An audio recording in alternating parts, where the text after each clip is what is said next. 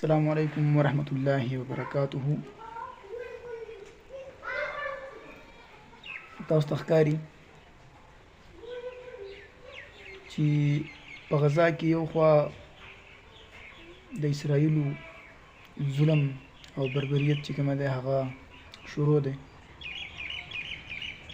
بل د هغې نه علاوه چې دغه د انسانانو بربریت او د هغې نه وروسته موږ تاسو وګورو.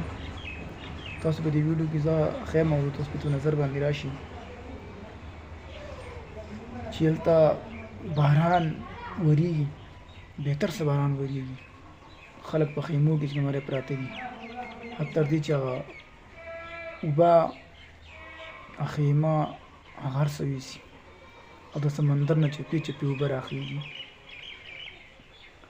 په دې وخت کې موږ ټول مسلمان ملکونه یو آواز ویل پکار دي